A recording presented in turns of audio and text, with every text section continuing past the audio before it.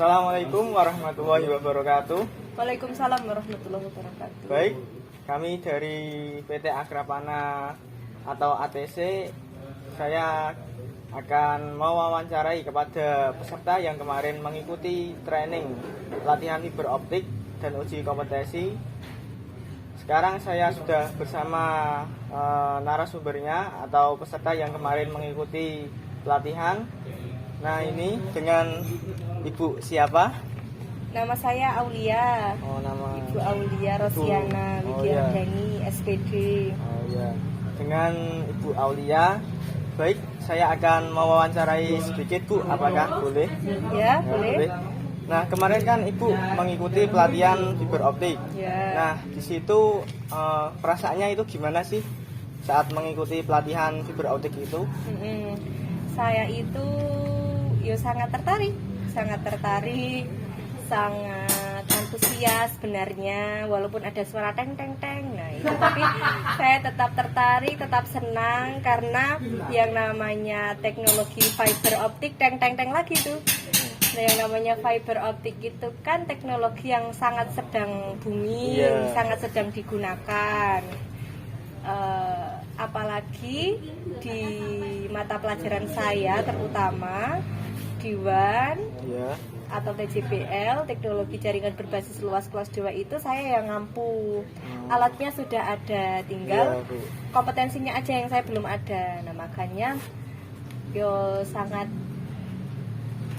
minat, sangat antusias mengikuti pelatihan ini. Terutama di hari pertama itu sangat detail. Trainernya memberikan materi itu detail. FO-nya itu apa, jenisnya ada apa saja, terus cara transmisi datanya kayak apa, itu sangat detail, sangat jelas. Modul yang dari Agrapana ternyata juga nggak beda jauh sama modul yang dari sekolah, jadinya sangat relevan banget dengan mata pelajaran yang saya ampu. Jadinya saya ikut pelatihan dengan apa yang saya mau ajarkan ke sekolah, terutama di semester depan kan sangat bermanfaat sekali buat saya ngajar itu. Jadinya sangat bermanfaat pelatihan kali ini. Kemudian kan kemarin ibunya sudah mengikuti pelatihan. Nah, kira-kira apa sih, Bu, ilmu yang sudah didapatkan yang sebelumnya belum didapatkan oleh ibunya? Terutama yang pertama itu pengenalan macam-macam kabel. Ternyata FO sendiri itu banyak macamnya. Yang mau digunakan ke rumah-rumah, digunakan di dasar tanah, yang mau ditanam ke tanah, digunakan di tiang listrik, di dasar laut pun ternyata beda-beda strukturnya. Alat yang digunakan pas itu yang alat-alatnya buat FO-nya. Terus lagi yang namanya kabel itu nanti di kenyataan kan bakalan di splicing, ada disambung. Yang awalnya nggak tahu nyambungnya caranya kayak apa, alatnya ada apa aja. Di sini jadi tahu nyambung kabel itu. Ternyata nyambung, bukan nyambung, tidak hanya sekedar nyambung, tapi ternyata ada tadi referensinya. Nilai redaman setiap sambungan itu beda-beda, menentukan baik dan buruk kualitas sambungan. Semakin redamannya semakin rendah, misalnya 0,0, itu kualitas sambungannya sangat bagus, berarti nggak ada data yang loss ketika data melewati sambungan itu. Nah, itu yang saya dapat. Nah, setelah semuanya tersambung, terus diukur redamannya menggunakan OTDR dan OPM. Kebetulan alat-alat itu kan mahal, dan sekolah saya belum punya. Nah, terus jadi tahu cara mengukur redaman, panjang kabel dengan OTR itu ternyata bisa diukur dari situ. Indeks biasnya juga ternyata dari OTDR itu kelihatan. Nah, selain itu saya jadi tahu nih topologi jaringan FO sendiri, terutama yang FTTX tadi karena di sini prakteknya itu. Kemudian apa yang Ibu lakukan setelah mengikuti pelatihan ini, Bu? Apa yang saya lakukan setelah saya mengikuti pelatihan? Nah, kebetulan sekolah saya itu belum ada lab untuk FO sendiri, tidak seperti SMK kalian, SMK Kudus dan SMK yang maju lainnya. Yang pertama kali mau saya lakukan ya mengajukan proposal ke sekolah, nek bisa saya dibuatin lab untuk FO, karena ketika anak-anak didik saya bisa tahu tuh topologi FO kayak apa, bisa praktek FO kayak apa, Pak Amirul jangan di situ, sangat mengganggu. Ketika saya bisa mengajukan proposal dan sekolah mau mendanai membuat lab itu, nah yang namanya pendidikan vokasi itu kan bisa pendidikan yang kita ajarkan itu sesuai dengan kenyataan dunia industri. Alat-alat praktek yang digunakan sekolah itu kalau bisa dimaksimalkan semaksimal mungkin sama dengan alat-alat yang di industri, sehingga ketika mereka lulus yuk di dunia kerja tidak merasa kesulitan. Yuk dunia industri pun ketika mau merekrut siswanya udah kompeten.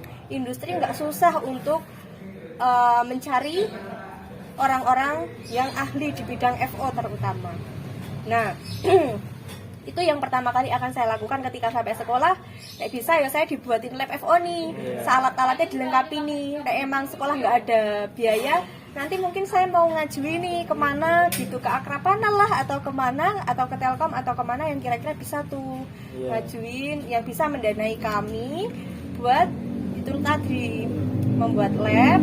Alat-alatnya nek iso podo plek karo yang di dunia industri. Ben bocah-bocah walaupun saya dari desa yo, sekolahan saya neng desa, neng pelantungan, komputer jangankan fiber optik, jangankan OTDR, OPM, komputer aja mewah buat mereka, buat saya pun mewah, buat mereka ya mewah, apalagi sampai kopo OPM, OTDR. Nek bisa yo, nek saya bisa mewujudkan itu, pikiran anak-anakku mesti nanti tambah maju.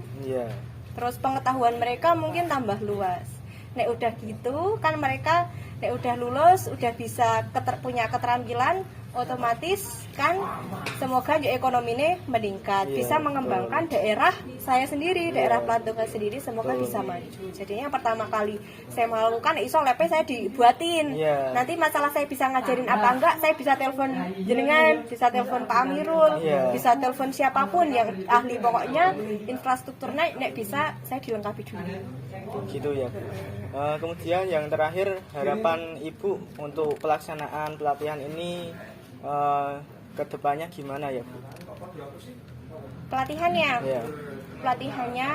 nek menurut saya lebih disiplin lagi. Umpama nih masuk jam 7, ya udah jam 7 masuk ke kelas, nggak usah nunggu jam setengah 8, jam 8. Umpama nih kontraknya pertama jam 7 atau jam 8, ya udah ditetapi itu. Terus pulangnya jam segitu, ya udah jangan sampai melebihi, jangan sampai kurang. Dan biar apa? Nek kata Panji itu, disiplin itu bukan menyiksa tapi membebaskan. Dalam arti ketika dulu orang-orang yang nggak bisa baca Quran itu nggak bolos ngaji, tetap disiplin. Pasti dewasanya dia udah bebas nih, baca Qurannya udah bebas. Ketika anak-anak yang putus sekolah itu disiplin, masuk sekolah ya jam 7, pulang jam 8, pasti mereka yo terbebas dari sekolah, dewasanya udah SD, SMA, SMK. Dan disiplin itu silahkan diterapkan terutama di kayak gini, karena ketemu orang-orang yang sama-sama ahli itu ya cuma di sini, di sekolahan ya wes dhewe tok sing iso, arte konsumene kan ya ora iso. Nah, terus nek praktek yo bener-bener nek bisa bener-bener tekan ngerangkai OTB dewe-dewe sampai bener-bener iso. Dan ternyata kan pesertanya yang cewek ya 2. Kenyataan di lapangan itu siswi TKJ itu lebih banyak daripada siswa TKJ. Jadinya walaupun koyon ini pekerjaan cah lanang, tapi kenyataannya di lapangan yo cah itu akeh banget yang minat di sini. Jadinya ya udah, kita di sini juga dilatih untuk bisa itu. Biar apa? Saya bisa mengajarkan tuh ke anak-anak carane ngerangkai ning OTB ngerapekke piye. Gitu. Jo nek yang namanya TKJ, yang namanya kayak gini kan ilmu praktek yo. sehari teori aja, yang lain hari-hari lainnya praktek. Iya, betul Bu. Bisa. Iya. Baik, terima kasih Bu atas waktunya. Iya, sama-sama Iya. Mas. Baik, demikian wawancara saya dengan ibunya atau narasumber yang kemarin mengikuti pelatihan. Sekian, terima kasih. Wassalamualaikum warahmatullahi wabarakatuh.